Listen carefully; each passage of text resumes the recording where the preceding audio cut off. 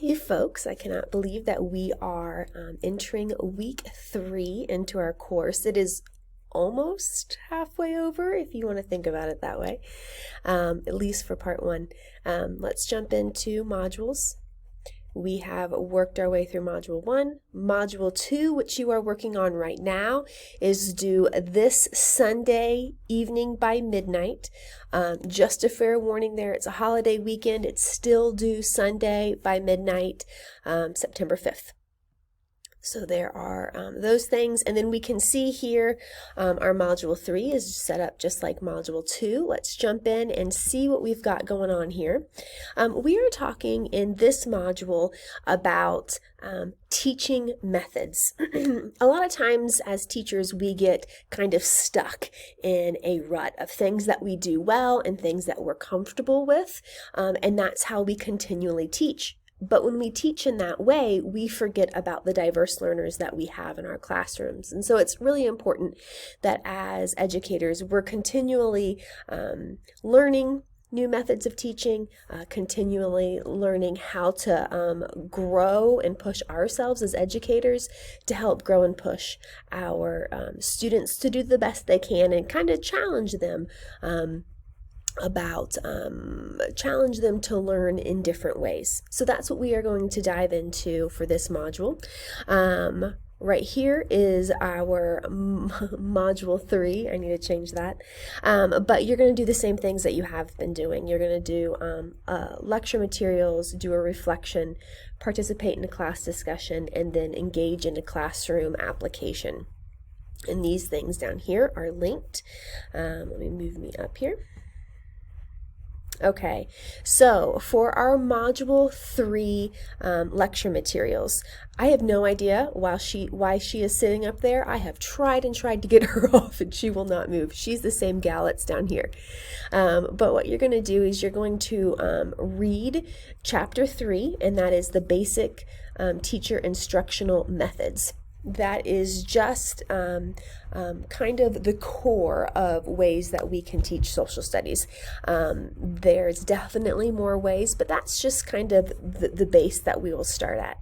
And then what I've done is I've gone through and I've chosen 4 different methods that I think would benefit you if you saw a video on. And so these 4 videos are not lengthy by any means. I think cumulatively they do not exceed 25 minutes, but I want you to go ahead and jump through all 4 of those videos and watch them. And while you're watching them, I want you to reflect on what things have you seen, maybe as a student or through observations. Which things have you never been a part of? Which ones of these methods do you think, oh, that really goes with my personality type? I will love to do that.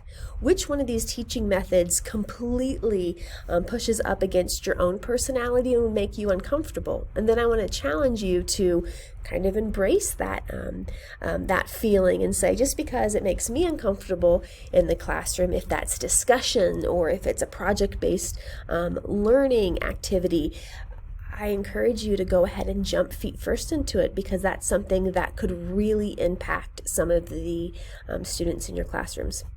So you're going to reflect on the reading and those 4 videos through these questions, and on this next page here is where you're going to submit your 1-page typed reflection. Just answer those questions. Be honest, be real.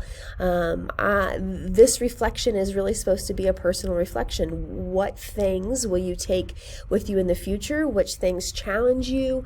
Which things do you find easy? Because quite honestly, of course you will take your favorite teaching methods. It's the teaching methods that you think, that seems like too much work, or I don't know about that one, are the ones that you are probably a little reluctant to try.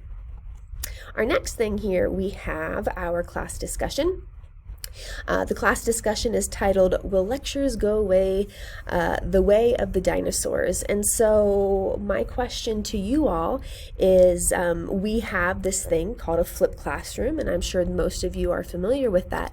But that idea of the flipped classroom has teachers teaching on the end of online and when students are at home, and then when they come into the classroom, there's no longer lectures happening in these flipped classrooms, but more of but more of practice and discussion. And so my question to you all is, do you think videos and podcasts will replace the classroom lecture? And how do you feel about that? Is it a strong choice for teachers, for learners, for all learners? I just want to know your opinions. Of course, as with any profession, I want you to know your opinions with some citations. Tell me, this is my opinion, and you can share personally what you've experienced, but then also share things that you've read, things that our textbook has discussed, but add all of that in there for a strong discussion. Like in past weeks, your initial comment is made on Wednesday, and then you comment on 2 of your peers by the end of the week on Sunday at midnight. Our last thing is our classroom application.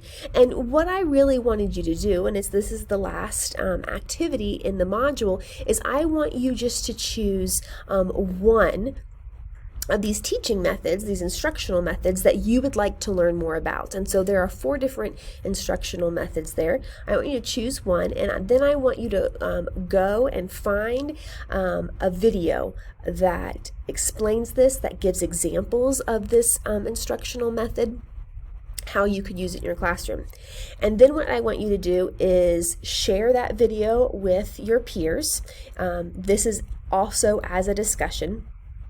But you're going to share that with your peers, and then tell us, how are you going to put your own twist on it? How are you going to change that specifically for your classroom? There's a lot of times where project-based learning or independent projects, a lot of the things we find are science-based. Well, can you do it in the social studies classroom? Of course. But what would that look like? Put your own twist on it. And then you are going to post all of your ideas, the things you're going to steal, borrow, log for the future. You're going to put all of those ideas down, and then I encourage you guys just to look through everyone else's ideas. It's not an assignment. You don't have to comment over anyone. Of course, if you're going to steal something, maybe a nice little thumbs up would be appreciated from your peers, but just read over that and use it as a toolbox. Use it as a way that you can learn more about your craft and how to make your future classrooms stronger. So everything is due Sunday by midnight. Of course, we have our lecture reflection. We have our discussion board again. Wednesday and then Sunday are your 2 due dates for that, and then you're going to engage in your classroom application activity. If you guys have any questions, please let me know. I love reading your work and your thoughts about the social studies classroom, and I know I will enjoy reading module 3. There's a number 2 there again. Have a good week, guys.